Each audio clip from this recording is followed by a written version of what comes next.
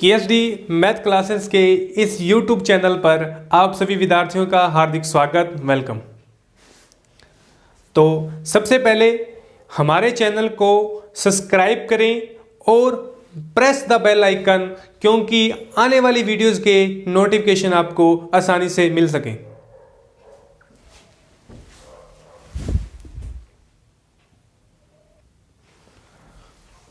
तो हमने जो लास्ट लेक्चर्स में डिस्कस किया था, हमारा जो फर्स्ट लेक्चर था थर्मोडायनेमिक्स के बारे में, हमने मैक्सवेल इक्वेशन को सॉल्व करना शुरू किया है। हमने फर्स्ट रिलेशंस को प्रूफ किया था लास्ट लेक्चर्स के अंदर। तो आज हम सेकंड जो है थर्मोडायनेमिक्स का रिलेशंस को प्रूफ करेंगे। हमारे पास सेकंड थर्मोडायनेमिक्स रिलेशन। अब देखिए, इन रिलेशंस को याद करने की जो ट्रिक है वह भी आपको बताऊंगा, इसको याद करने की ट्रिक्स भी बताऊंगा। सबसे पहले हम इन चारों का जो प्रूफ है वो समझ लेते हैं। तो आज हम सेकंड थर्मोडायनेमिक्स का जो रिलेशन है उसको प्रूफ करेंगे। तो सेकंड रिलेशंस के अंदर हमारे पास इस रिलेशंस का जो नाम है वो है हेल्महोल्ट्ज़ फ्री एनर्जी। देखिए, फर्स्ट रिलेशन के अंदर क्या नाम था? आंतरिक ऊर्जा, इंटरनल एनर्जी। और हमारे पास जो सेकंड रिलेशन है उसके अंदर क्या है? Helmholtz free energy. हेल्महोल्ट्ज़ को हिंदी में भी हेल्महोल्ट्ज़ कहा जाता है। हेल्महोल्ट्ज़ मुक्त ऊर्जा। तो ये बहुत इजी है, सेम पैटर्न से चलेंगे। सेम पैटर्न, हमारा जो मैक्सवेल की समीकरण को हल करने का पैटर्न होगा वो बिल्कुल सेम रहेगा। सबसे पहले क्या करेंगे? इसकी डेफिनेशन लिखेंगे।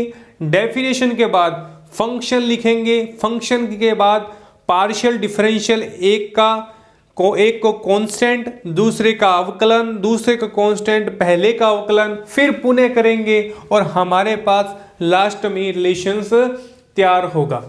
तो क्या करेंगे? हेल्महोल्ट्ज़ जो हमारे पास रिलेशन है, मुक्त ऊर्जा है, इसे F से शो करते हैं। इसे F से प्रदर्शित किया जाता है। ओके, तो हम इसकी डेफिनेशन से, इसकी परिभाषा से क्या होगा?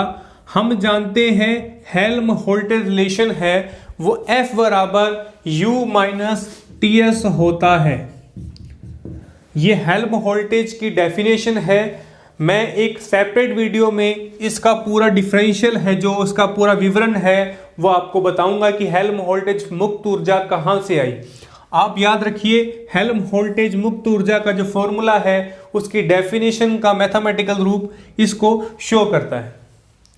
अब हमने क्या करना है, वहां पर अब समीकरण एक का डिफरेंशियल करेंगे। समीकरण एक का डिफरेंशियल करने पर, डिफरेंशियल कीजिए df du माइनस का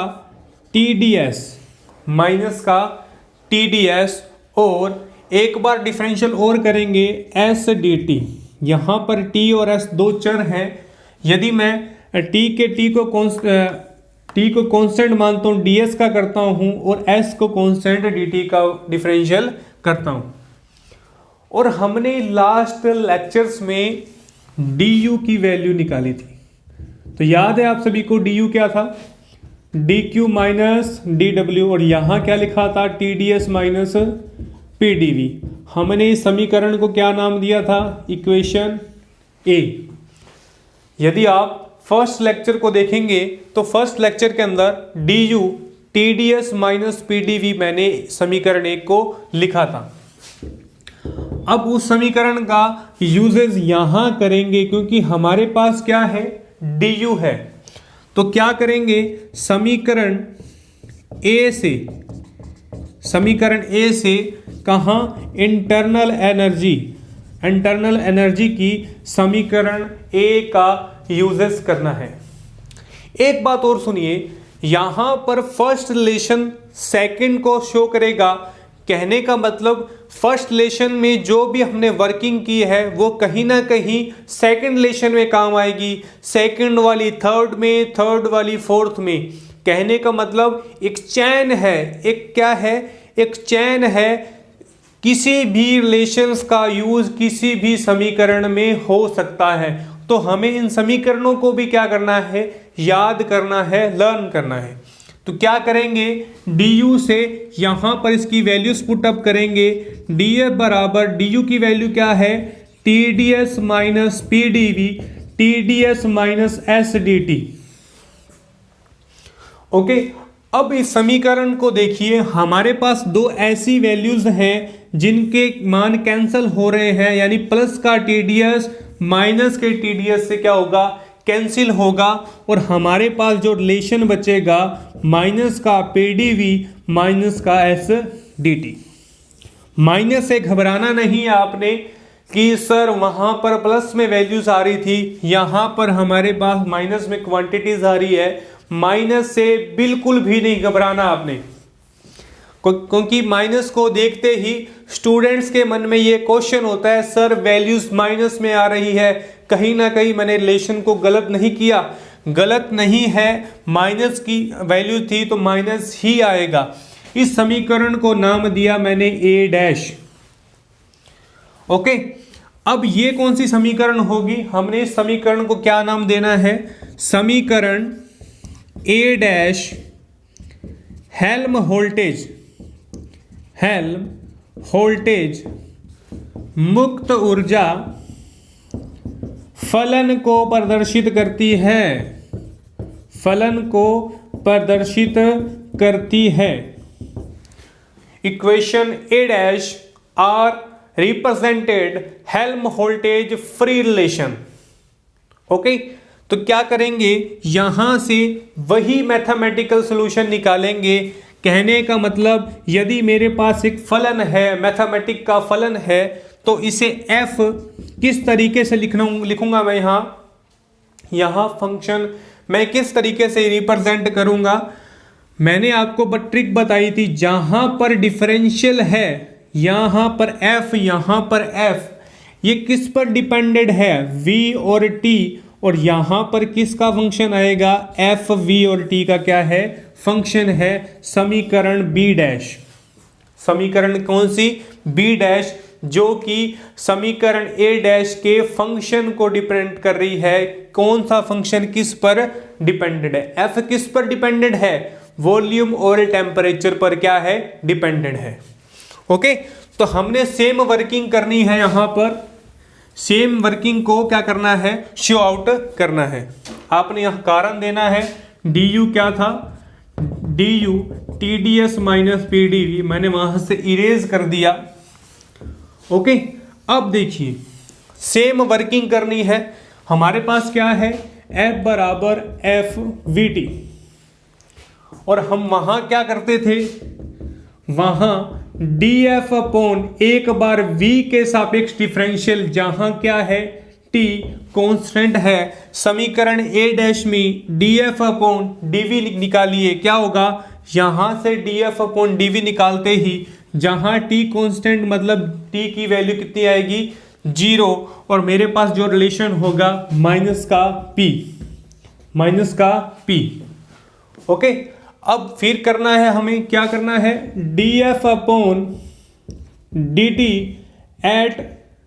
एट v, वॉल्यूम को कांस्टेंट रखकर t के रिस्पेक्ट क्या करना है, डिफरेंशियल करना है। df अपॉन dt क्या होगा, df अपॉन dt आएगा माइनस का s, यहां पर dv की वैल्यू कितनी आएगी, 0, तो यहां पर क्या आएगा, माइनस का s, क्या आएगा यहां पर, माइनस का s। ओके, अब देखिए क्या करना है हमें, हमने क्या किया, एक बार डिफरेंशियल किया और यहां पर क्या लिखना है, फर्स्ट रिलेशन की तरह एक बार पुनः डिफरेंशियल करने पर कौन सा, पार्शियल, पार्शियल डिफरेंशियल करेंगे अपन। तो क्या करेंगे, बहुत इजी स्टेप है, df upon dv as it is लिखना है। अब देखिए मैंने आपको एक बात बताई थी कि यहाँ dv हो, यहाँ कौन सा आएगा, dt वाला स्टेप आएगा, कंफ्यूज नहीं होना है। और यहाँ पर किसको कांस्टेंट मानना है, किसको कांस्टेंट मानना है, यदि मैं t के रिस्पेक्ट कर रहा हूं तो मेरे पास कौन सा कांस्टेंट होगा, v वाला कांस्टेंट होगा। और यहां पर एंड लगाना है और df upon dt at v d upon का किसके रिस्पेक्ट होगा, यदि t को कांस्टेंट माना है तो मैंने यहां पर v के रिस्पेक्ट होगा और मेरे पास क्या आएगा, यहां t कांस्टेंट आएगा। ओके, यहां तक क्लियर है। क्या किया, पार्शियल डिफरेंशियल किया है दोबारा, पहले रिलेशन का दोबारा मैंने क्या किया, पार्शियल डिफरेंशियल को किया। अब वैल्यूज निकालिए, df अपॉन dv क्या है, माइनस p। यदि माइनस का p d अपॉन dt के सापेक्ष लगेगा तो क्या आएगी value, dp upon dt at v। और यहां पर क्या आएगा, माइनस का ds upon dv at t by mathematical relation से हम जानते हैं कि यदि फंक्शन की वैल्यू समान हो तो ये दोनों के मान, इन दोनों के मान, मैं यहां पर एक डार्क लाइन बना रहा हूं, इन दोनों के मान क्या होंगे, समान होंगे। तो यहां पर मैं कारण भी लिख देता हूं, इन दोनों के मान क्या होंगे, समान होंगे यदि इन दोनों के मान समान है, इन दोनों की वैल्यू समान है, तो हम कह सकते हैं कि इन दोनों के मान भी क्या होंगे, बराबर होंगे। यदि ये दोनों इक्वल्ड है तो ये दोनों भी क्या होंगे, इक्वल्ड होंगे। और हम क्या कह सकते हैं कि माइनस का dp upon dt at v बराबर होगा minus ds upon dv at t। Minus से माइनस कैंसिल और dp upon dt at v ds upon dv at t, ये हमारा कौन सा होगा, second Maxwell equation, second Maxwell equation, द्वितीय मैक्सवेल समीकरण। ओके, तो बहुत ही इजी मेथड है, हमने सेम पैटर्न को दोबारा लागू किया है जिस तरीके से हमने फर्स्ट इक्वेशन को सोल्व किया। अब देखिए इस मेथड से हम थर्ड इक्वेशन निकालेंगे, फोर्थ इक्वेशन निकालेंगे। मेथड्स बिल्कुल सेम है, पैटर्न बिल्कुल सेम है, परंतु डेफिनेशंस अलग हैं, समीकरण अलग हैं। वहां पर हमारे पास आंतरिक ऊर्जा थी, इंटरनल एनर्जी थी, तो हमने आंतरिक ऊर्जा की डेफिनेशन से जो मैथमेटिकल वैल्यूज आती हैं हमने उनको पुट किया। और यहां पर हमारे पास हेल्म वोल्टेज मुक्त फ्री है, एनर्जी है, हमने उसकी डेफिनेशन लिखी, उसका मैथमेटिकल क्या किया, मैथमेटिकल वैल्यूज को लिखा और वही मेथड्स लगाकर हमने क्या निकाली, मैक्सवेल की सेकंड इक्वेशन को निकाली। तो बहुत इजी पैटर्न है, बहुत ही इजी है, चारों समीकरणें बहुत इजी हैं। और इससे भी इजी है इसकी ट्रिक, आप कभी भी नहीं भूलोगे मैक्सवेल की इक्वेशन को। यदि आप मैक्सवेल के रिलेशन वाला चैप्टर पढ़ रहे हैं तो आपको मैक्सवेल के रिलेशंस को आना बहुत जरूरी है। बहुत इंपॉर्टेंट इक्वेशंस हैं, बहुत इंपॉर्टेंट रिलेशंस है ये। ओके, तो आज हम मैक्सवेल के सेकंड रिलेशंस को क्या करते हैं, प्रूफ करते हैं। तो सबसे पहले हमारी जो इस रिलेशंस को करने की जो ट्रिक है, रिलेशन को करने का मेथड्स है, मैं एक चार्ट से आपको डोनेट कर देता हूं। क्या करेंगे, यहां पर हमने क्या किया, मैक्सवेल इक्वेशंस को सोल्व कर रहे हैं। तो फर्स्ट क्या आएगा, फर्स्ट डेफिनेशन से क्या आएगी, equation, then differential, normal differential, then function and क्या आएगा, partial differential, partial differential, then क्या होगा, then partial differential again partial differential, then answer. तो ये है हमारे मैक्सवेल की समीकरणों को हल करने का पैटर्न। फर्स्ट इक्वेशन मान लो, यहां पर du बराबर dq माइनस dw लिखा, फिर यहां पर मैंने u वाला फंक्शन लिखा, किस पर डिपेंड था, s अपॉन t पर डिपेंड था। डिपेंड करते ही हमने क्या निकाला, पार्शियल डिफरेंशियल निकाला। एग्जाम्पल दे रहा हूं, फिर पुनः पार्शियल डिफरेंशियल किया, फिर हमारे पास क्या आया, आंसर आया।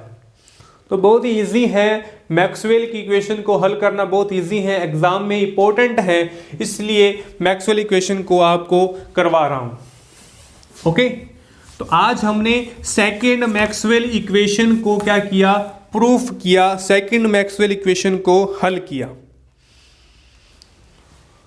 Okay,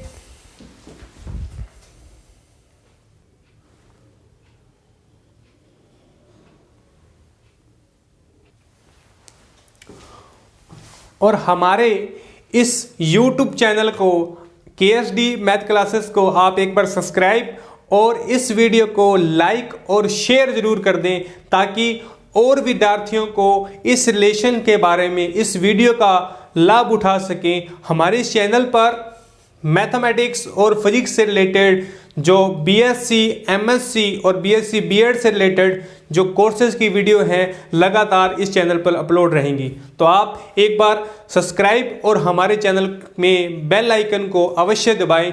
thank you all of you.